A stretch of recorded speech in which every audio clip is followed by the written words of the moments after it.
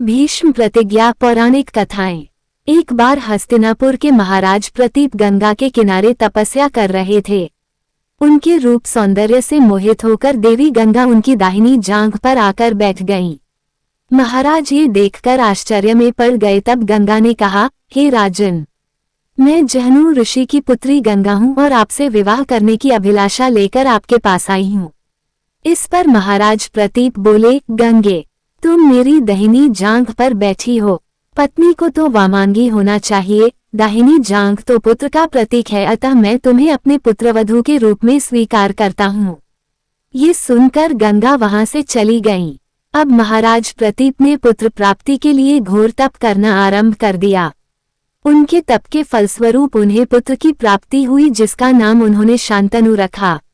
शांतनु के युवा होने पर उसे गंगा के साथ विवाह करने का आदेश दे महाराज प्रतीप स्वर्ग चले गए। पिता के आदेश का पालन करने के लिए शांतनु ने गंगा के पास जाकर उनसे विवाह करने के लिए निवेदन किया। गंगा बोली, राजन, मैं आपके साथ विवाह तो कर सकती हूँ, किंतु आपको वचन देना होगा कि आप मेरे किसी भी कार्य में हस्तक्षेप नहीं करेंगे। शांतनु ने गंगा के कहे अनुसार वचन देकर उनसे विवाह कर लिया। गंगा के गर्भ से महाराज शांतनु के 8 पुत्र हुए, जिनमें से 7 को गंगा ने गंगा नदी में ले जाकर बहा दिया और अपने दिए हुए वचन में बंधे होने के कारण महाराज शांतनु कुछ बोल न सके। जब गंगा का 8वां पुत्र हुआ और वह उसे भी नदी में बहाने के लिए ले जाने लगी तो राजा शांतनु से रहा न गया और वे बोले, गंगे, तुमने मेरे 7 पुत्रों को नदी में बहा दिया, किंतु अपनी प्रतिज्ञा के अनुसार मैंने कुछ न कहा। अब तुम मेरे इस 8वें पुत्र को भी बहाने जा रही हो। मैं तुमसे प्रार्थना करता हूँ कि कृपा करके इसे नदी में मत बहाओ।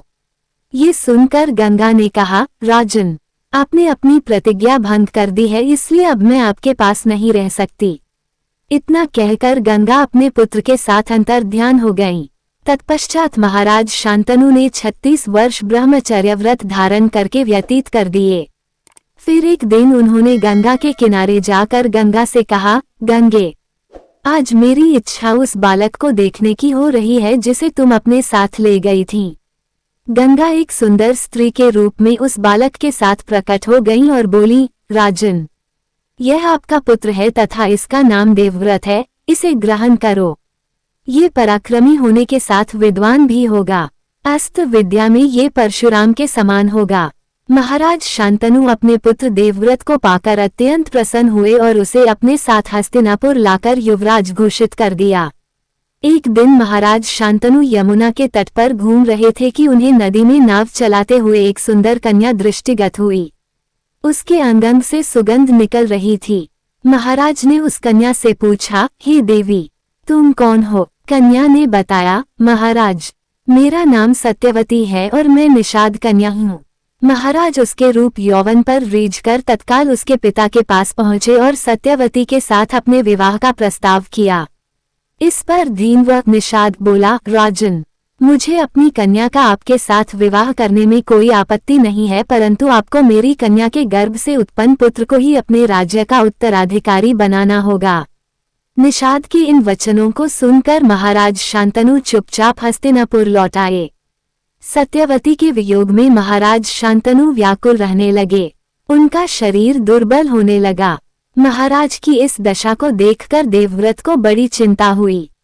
जब उन्हें मंत्रियों के द्वारा पिता की इस प्रकार की दशा होने का कारण ज्ञात हुआ तो वे तत्काल समस्त मंत्रियों के साथ निषाद के घर जा पहुंचे और उन्होंने निषाद से कहा, हे निषाद, आप सहर्ष अपनी पुत्री सत्यवती का विवाह मेरे पिता शांतनु के साथ कर दें। मैं आपको वचन देता हूँ कि आपकी पुत्री के गर्भ से जो बालक जन्म लेगा वही राज्य का उत्तराधिकारी होगा।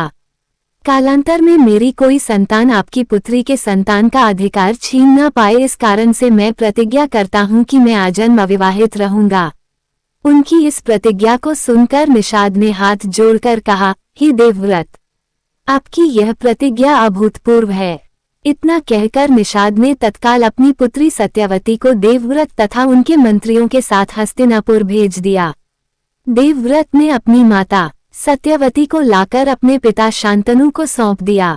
पिता ने प्रसन्न होकर पुत्र से कहा, वत्स, तूने पितृभक्ति के वशीभूत होकर ऐसी प्रतिज्ञा की है जैसी कि न आज तक किसी ने किया है और न भविष्य में करेगा।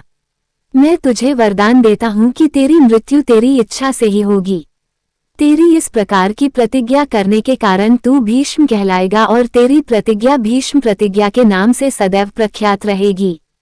तारांकन गंगा ने स्वयं का परिचय जहनु ऋषि की पुत्री के रूप में दिया जबकि वे हिमालय पुत्री थीं। मैं अच्छी प्रकार से जानती हूँ कि पाठक अवश्य ये समझते होंगे कि गंगा ने ऐसा क्यों कहा, किंतु ये भी हो सकता है कि कुछ पाठकों को ज्ञात न हो कि गंगा जहनु ऋषि की पुत्री कैसे हुई। अपनी इस जिज्ञासा को शांत करने के लिए अगली कथा पढ़ सकते हैं।